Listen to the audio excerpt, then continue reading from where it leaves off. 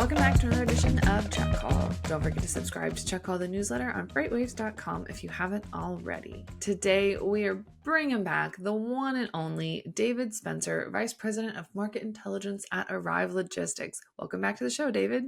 Thanks, Mary. Great to be back. I am pretty excited about today. It's been a minute since we've had a nice market update, and I know all eyes are on the 4th of July, so if only we had timed this a little bit better to kind of wait and see what the 4th of July is for. But that's what the next market update's for. You know, that's what the next one's for. We got to have something to look forward to. But getting into it today, what are some of the highlights that you've seen kind of as spring has ended and the official start of summer begins? Because contrary to popular belief, Memorial Day doesn't actually start the season of summer. It's just the unofficial start of summer. So what are some things that we've seen from spring that have been promising in the freight market department? Yeah, well, promising, I can't say, anything's been overwhelmingly promising in terms of future demand, expectations or outlook or anything like that. But, I think really what we've seen is what we expected to see, which is pretty normal seasonal patterns. We came into DOT week and had a little shakeup, and we saw that kind of carry through Memorial Day, and things kind of check up and ease up here as we got into early June. And now as we get into the back half of the month, and what we typically see is that we're starting to see, that seasonal reefer produce picking up, that increased tightness as we approach end of month, end of quarter. We'll see next week how things really ramp up in towards the end of the month here. But, that's really what we expect to see is what we've seen. So normal seasonal patterns have really been the story. And where we've seen tightness, we've kind of seen it isolated in the regions where you see those typical demand surges: the Southeast, California, the valleys, Southern California, Arizona, Texas, etc. Those are the areas where we've seen the challenges. The one thing that has struck me as interesting is that the reefer demand has been so interesting to watch, like per each market, because like I've even seen crazy high rejections up in the north where like it's not even time for harvest season yet, and it's not time for things to come out of the ground. So I'm like, well, what's happening up there that makes it where they're already experiencing kind of this temporary spike of rejection and this temporary blip on capacity, and it's not even the seasonally time for them. So I've kind of enjoyed watching individual markets be like, oh, we just have a little blip here, but it's like it only lasts for like a week or so, and I'm like, that's so random, because it should be around the Midwest time, like geographically it should be around like southern Missouri time for harvesting and seeing that produce season spike. But I have loved seeing that kind of as it's crept up, the weird things that have happened in the reefer market, and how you'll have this market with like a week of crazy high rejections, and then the next week it's like, I don't know what you're talking about. Nothing happened last week. And I'm just like, where is this coming from? Have you guys seen any kind of cool trends like that? Well, yeah, I mean, it speaks to what you have to do right now if you're trying to play the market, understand the market. It's a challenge for carriers trying to put themselves in a position where there's going to be that demand and where there's going to be that opportunity to get a higher paying load. But it also speaks to the importance of having that granularity in the data to look at, right? Pull up your Sonar dashboard, look at the various markets you see heating up. That's really helpful, right? And we certainly, as we're going about our business here and we're thinking about where we're quoting out of, yeah, Savannah market's pretty tight right now. Yeah, Los Angeles market is seeing costs come up right now. Yeah, the Pacific Northwest is seeing, some easing pressures as cherry season has wound down. You got to be very precise, scalpel, not broad strokes here when you're talking about how you're playing this market. It's not 2021 again, where just everything is up and to the right. You really have to pay attention to the seasonality and the patterns in order to be able to make the right move strategically. Oh, 100%. And I'm still like kind of, I don't know, selfishly, I'm still waiting for that one dry van market to come through and be like, hey, this is the spot where carriers can go make like a decent amount of money. But unfortunately, I have yet to find that market. It's just been a nice calm summer in the freight market world, which I don't love, but it is what it is. And we got to make the best of it. Well, we're already starting to see some of that this end of month here. I think we're definitely seeing, that Southern California coast. We're definitely seeing Southern Texas right now with that tropical storm Alberto coming through. We're seeing a lot of carriers opting not to try and drive through, flooded areas, flooded roadways, and kind of shut down operations right now. So, there's some chaos, and with chaos comes, urgency and some money. So, there's money out there. You just got to be quick about finding it. Oh, you got to like every time I hear you got to be quick about it. I just think of that like was it Geico the commercial that has the fisherman in the store with the dollar bill? He's like, you got to be quicker than that. Something like that. Yes, exactly. So anyway, moving away from insurance commercial bits, what do you have any kind of insight as to the spread between contract and spot rates for the rest of the summer? Do you think that that gap will widen, shorten? Yeah, widen or shorten, or do you think it's just going to kind of be more of the same as summer really kicks off here and we get all those external factors like hurricane season, or tropical storms, or produce season, et cetera, et cetera. Do you think we're kind of in for more of the same? Yeah, I mean, I'll just start by looking at what we've seen with spot rates and this past week, last week, actually, depending on which rate source you look at. A couple of them illustrated the first year over year inflationary period. Yes, just by 1 cent. But that gives some perspective as to where we've been for like the last year from a rate environment. We're pretty much flat year over year at this point, and so we're at the bottom. We've seen continued downward pressure on contract rates. So as we think about where we're at, we'd expect to see that gap be tighter than it was a year ago. And our data has that around 10 cents closer today than we were a year ago. The second, you said shortest or tightest gap or smallest gap between spot and contract rates since 2022, with the only month where rates have been closer was in January when we saw sort of repeated bouts of that severe winter weather cause some challenges with and some volatility with spot rates. So, I expect us to see that gap close here in the next 2 weeks or so, and then as we get into mid July, however, what's going to happen is you'll see spot rates ease and that gap widen again. So.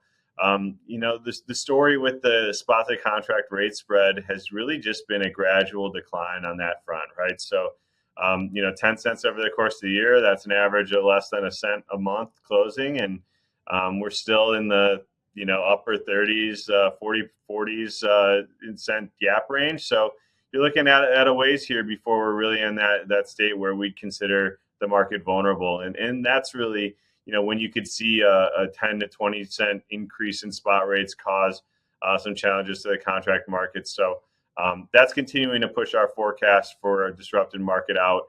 Right now, we wouldn't be surprised if it was at least another 9 to 12 months. So that actually brings up one of the interesting things I wanted to talk to you about today, which is Arrive goes so far as to say, hey, here's our freight rate forecast, like for the next couple months.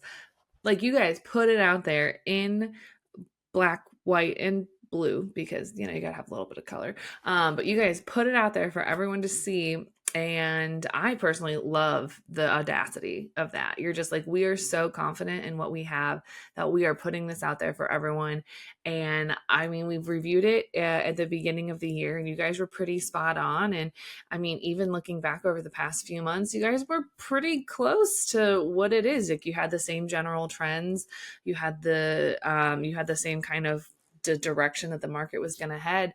Every time that you get a chance to kind of review how you've done over that freight rate forecast, do you get like an extra big pat on your back for yourself of like, we actually did it. We did the dang thing. We were right. Yeah, you can celebrate that until you're wrong, right? And I think that's why you have to be modest when you're right and understand that that's not going to happen every time, right? Especially when you're predicting the future. But we're certainly doing a lot of research and putting together a lot of intelligence, and that's given us an outlook on what we think is going to happen in the market. And if we're putting that out there and it sort of helps as an understanding of a base case that we foresee for what's ahead, it creates excellent conversations with the shippers we work with.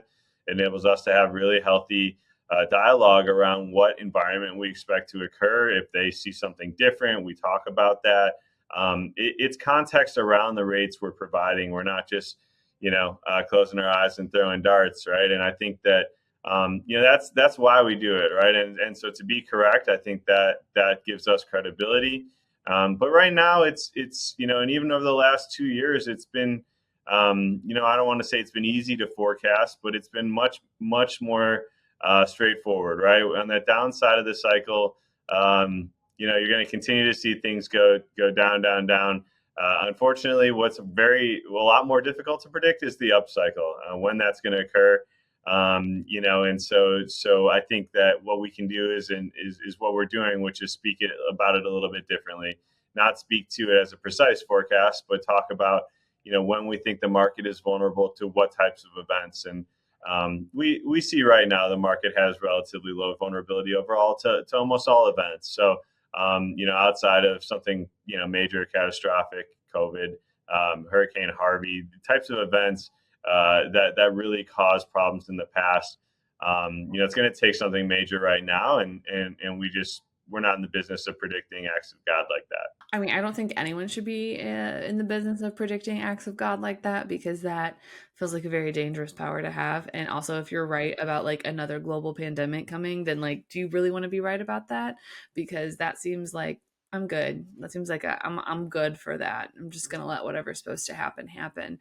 But I 100% agree. I mean, we are like, it's helpful to have this in kind of a consistent market that we're in right now, where versus that swing's going to come, but I don't think that swing is going to be as drastic as the one that we saw in COVID, because it literally seemed like overnight we went from nothing to like suddenly people are paying $7 a mile for a load or something like that. So I think it's definitely going to be a much more moderate swing, and it's just kind of that market correction of everything's coming back to where it is. So I'm excited for that. But I mean, I don't have a good crystal ball, but my crystal ball says it's probably not going to happen until next year.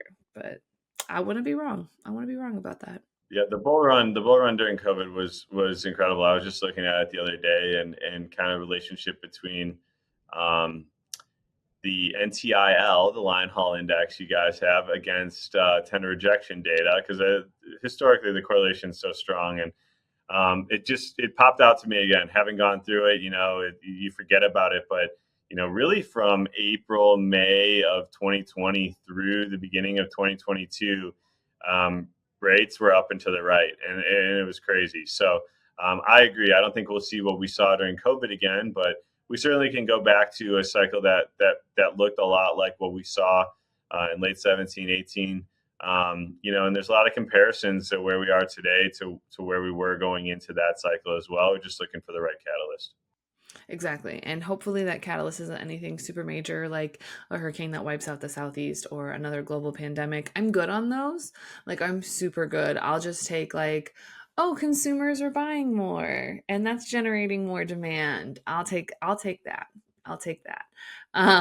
But kind of speaking of those seasonal patterns or those consumer demands, there's always, we have the holiday season coming up at the end of the year. There's always back to school, which isn't a significant blip, but it's a little bit of a blip. It's a nice little warm up to the wintertime rates that shoot up. Do you think we'll kind of see some of those seasonal patterns return to have their normal effect on the freight market? Because in last year there really wasn't that retail peak season. It was there, but it was kind of weak. And so do you think we'll see kind of the return of that seasonal demand or some of those seasonal patterns really start to affect the freight market for once in a few years? Well, I don't know how much it's going to affect the freight market, but we're certainly seeing a recovery of retail-related container imports inbound. You look at the National Retail Federation data, and it shows the highest level since 2022. That matches data you're seeing from Descartes as well in terms of the inbound containerized shipments, recovering back to near 2022 levels, certainly up on a year-over-year basis. And so the thought here, or at least the commentary from the NRF, the Retail Federation, is that these retailers, they're ordering. They have the expectation that consumers are going to continue to buy, right? And we'll see if they do or they don't. It's kind of a risky game to play, because if they don't purchase at the level that these retailers have ordered, then we end up back where we were with an inventory glut and have to wind that down. But we're certainly seeing retailers order with the expectation that consumers are going to continue to spend. And the retail imports are there, the highest level since 22, which was, also a very strong year, near record. And so we're seeing that recovery. And so from that perspective, yes, I do think we're going to see, outbound California volumes pick up in this period here, leading up to back to school, leading up to before the holiday shopping rush, that typical import season ahead of October. I think you will see those volumes associated with that retail freight. Again, not sure how much impact it's going to have on the overall freight market. While retail imports and retail freight is an important piece, it's not make or break for the full freight market. So a little boost is good and something that we welcome, but I'm not sure that'll be enough. Yeah, I want it to be enough. But as a consumer, I know that, my spending habits are what's going to make that blip happen. And my spending habits are not in line with a turnaround in the freight market. But that's okay because I'm just one person. And here's hoping that everyone out there has picked up the slack that I have left out there. But hey, we got to start somewhere. We got to start somewhere. Well, good news is inflation is slowing. The bad news is the data on the economy and the labor market. It's still relatively strong, but it's starting to show some cracks. And people talk about what we might see from an interest rate cut, and that could be inflationary in terms of what it could do for the housing market or other capital investment. But it also could be a bad thing to see interest rates start to come down, because that might mean the economic data is already pointing to some challenges in the economy that might more than offset what could be inflationary as a result of pullbacks in interest rates. So it's really unknown right now where we're going to see the biggest push to support the market recovery, but the market is cyclical, and even if it's a bit of a surprise, we continue to watch all the usual suspects on what's caused these disruptions in the past to look for what we might see. I like that. Just, just keep watching and we'll know when we know. But I want to take a trip up north to another stomping ground of Arrive, which, let's be honest, Arrive's all over North America. So you guys are kind of just everywhere. But heading up to Canada, they've had some interesting headlines come out about a potential impending rail strike. First of all, do you think it's likely to happen? Because I know we've had a lot of, over the last year, specifically with Teamsters, we've seen a lot of we're going to strike, but nothing never really materializes out of it. Do you think that this labor feud with the rail workers, do you think that could potentially end up with a strike, or could it even negatively impact the US markets? Because even though it is mostly localized to Canada, there's got to be some bleed over. Could a strike happen? Yeah, we think it absolutely could happen, especially latest release from the review board in Canada on the essential goods movement of essential goods, potentially limiting the potential for a strike. It sounds like we're not really seeing any reason to believe that they're going to put any limitations out there on what can move or what needs to move. So that kind of opens the door for a full-on strike. And so certainly we do believe it's possible. We haven't heard the best anecdotes around negotiations thus far. That being said, there still is a little bit of time here to sort things out, and hopefully, cooler heads prevail. But it's so hard to judge on these things what will happen or what won't. As we've seen various potential strikes over the last year or two, not really materialize into anything. That doesn't mean this can't. I look at a lot of we published some stuff recently about what kind of goods are moving, which goods are most reliant on those particular railroads, things like metallic ores, inputs to things like auto manufacturing, agricultural goods, etc. It could definitely have an impact on supply chains. We're particularly worried about auto manufacturing just because, that has one of the bigger cross-border components to it. And we think that's a particularly strong driver of freight demand. But what is likely to happen is a slowdown in these goods and the movement of those goods, which could slow down overall freight demand. Yes, it might increase demand outbound Canada, over the road down south to kind of whatever can shift off the rail. But We're not really seeing any signs of any challenges yet. Again, something we can watch is that tender rejection outbound from Canada. Right now, I think it's below 2%, so no concerns yet on what we're seeing over the road, and there's probably some capacity to absorb that over the road demand. I mean, I like to think that because it is, I mean, again, I'm not an expert in the Canadian freight market. That's definitely more of your guys' territory. But I like to think that because there is kind of that excess capacity in either the cross border or the Canadian freight market as it is, I like to think that any impact will kind of be more easily absorbed versus, a year or two ago, it would have been a much different story where those strikes would have been felt definitely more intensely.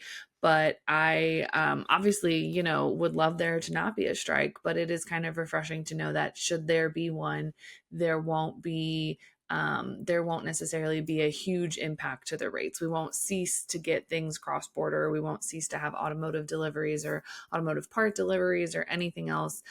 It will continue to obviously flow freely, just maybe at a tiny bit of a delay, but not anything significant. That's really what we're hopeful of. I mean, you could see challenges, right? And who knows how all the parties involved are going to respond or react, and what the urgency is, how easily shippers are going to be able to move freight from on the rail to over the road. There could be those challenges, right? And especially if this thing goes on for an extended period of time, a week, two, three, that could be potentially very problematic. So we're hopeful it's not, and there's a lot of signs it won't be, but it certainly could turn into something bad if it were to persist for a long period of time. Well, I'm going to continue to live in the land of it's a good thing. Or it won't be it won't be a bad thing. I'm going to continue to live in the optimistic land because honestly, I have to live there because otherwise it just gets a little sad. It gets a little sad. I feel you. All right. Well, something that's not sad is yet another slightly unhinged question to ask you. And I do have to applaud you because you are always such a good sport about the ridiculous questions that we have asked you. You have by far gotten the most out of everyone. And today I have yet another one for you. It is food related, as most of them are. So, David, if you could only eat one dish for the rest of your life, what would it be? It's so hard because like it's one of those things. I love a good meal, right? But are some things could you eat it as one dish for the rest of your life? It's kind of a challenge, So I'm a big pasta guy. So nice bowl of pasta, that'd be amazing. But I think if I have to eat one thing for the rest of my life, moving to Austin, Texas, the one thing I've really adopted down here are street tacos. Anywhere you go, I could eat them any meal. I eat them many days a week for lunch. I think that's what I'm going to have to land on. Otherwise, I'd be lying to myself. I mean, that's fair because pasta, you can get some variety in like your toppings, your sauces, etc. If you just kind of say like a blanket pasta, like you could have like an Asian pasta, you can get a lot of different flavors. But street tacos, like those are always fire, those are always good, and I mean, they're so versatile because you could put anything in them. Put anything on them. I absolutely love it.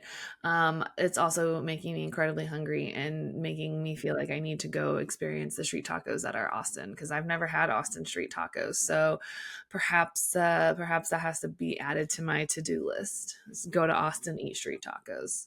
Come to Austin, we'll show you our favorite taco trucks. All right. Well, if anyone wants to know of the best taco truck in Austin, or if they have any questions about the freight market, where can they find you outside the show? Yeah, no, first and foremost, arrivelogistics.com. That's where you can really navigate to all of our insights, all free, our forecast, our shipper update, our Canada update, and our carrier update as well. So that's the number one place you can find all of our content and information and even reach out to me there. But additionally, I'm on LinkedIn and right here on Check Call on a pretty frequent basis. I'll be available to everyone as well. So thank you very much for the time today, Mary. It was a pleasure as always. Anytime. Thanks so much for joining us today, David. Thank you.